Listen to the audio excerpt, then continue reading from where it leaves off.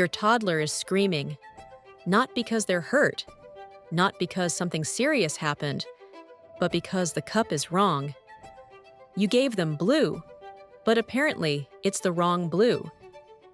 You try to fix it. You offer another cup. You explain. You say, it's the same.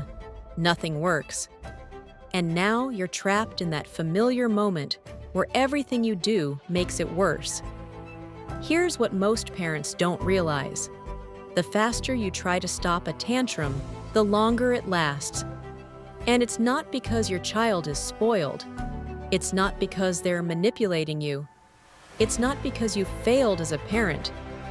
It's because their nervous system is overwhelmed, and your response is accidentally adding more fuel. But there's a simple shift, rooted in how the brain works, that can calm a tantrum in under 60 seconds. Not by controlling your child, not by distracting them, but by changing what their nervous system feels. When a tantrum starts, your instinct is speed. You want it to stop. You want the noise to end. You want control back. So you correct, explain, redirect. Raise your voice just a little. From an adult perspective, this makes sense. But to a toddler's brain, speed plus intensity feels like danger. Here's what's happening internally. The emotional brain takes over. The fear system activates. The thinking brain shuts down. At that moment, your child is no longer capable of logic. So when you say, calm down, use your words, it's not a big deal. Their brain doesn't hear help. It hears threat. That's why tantrums escalate. That's why reasoning fails. That's why what could have been 30 seconds becomes 10 minutes. Toddlers don't calm themselves the way adults do. They don't have full access to impulse control. They don't have emotional regulation yet. They don't have perspective. That part of the brain is still under construction. So when emotions spike, toddlers can't regulate from the inside. They need help from the outside. This is where many parents get stuck, because they try to fix behavior instead of regulating the nervous system. And behavior never changes until the nervous system feels safe. There's a principle used quietly in many cultures. A dysregulated child cannot self-regulate. They must borrow regulation from an adult. Your child's body is constantly asking one question: is my caregiver calm enough to keep me safe? If the answer is no, the meltdown continues.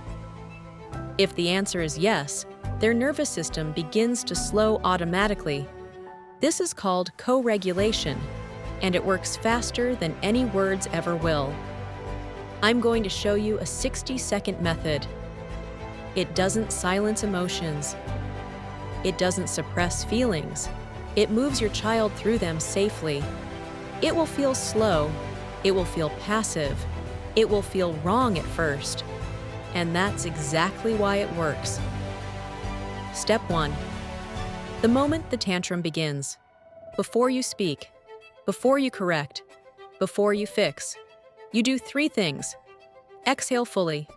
Drop your shoulders. Lower yourself to their level. Your body communicates safety before your words ever could. This tells their nervous system, there is no emergency. Step 2. Now you pause. No talking, no explaining. Just grounded eye contact, steady breathing. Your child's nervous system mirrors yours. If you stay calm, their body starts to slow. Step 3. If your child allows touch, gentle hand on the back, light touch on the shoulder. If they don't, stay close without forcing. This communicates, I'm here, I'm not leaving. This is often where intensity begins to drop. Step 4. Now do you speak, not to teach, not to lecture, just to name. You're really upset. That didn't go how you wanted. That was frustrating. No fixing, no correcting. Feeling understood calms faster than being right. Step 5. Instead of commands, you invite. Let's breathe together. I'm here when you're ready. You stay connected as the emotion passes. That's the full 60 seconds. You didn't stop a tantrum. You changed what the nervous system experienced. You removed threat. You added safety. You modeled regulation. And your child's brain learned something powerful. Emotions are survivable. I'm safe when I fall apart. My parent can handle my feelings. Over time, tantrums shorten, recovery speeds up, trust deepens. Day 1. It might feel messy. Your child may cry harder at first. That's not failure. That's confusion. Day 3. The crying sounds different. Less frantic, more release. Day 5. Meltdowns recover faster. Your child comes to you instead of pushing away. This isn't magic, it's pattern training. Months later, something shifts. Your child comes to you with big feelings. They cry instead of rage. They trust you with their emotions. That's not obedience. That's security. Tantrums don't disappear, but they lose their power. The problem was never the cup, or the sandwich, or the toy. It was a nervous system asking for safety. Next time your child melts down, don't rush to fix it. Pause.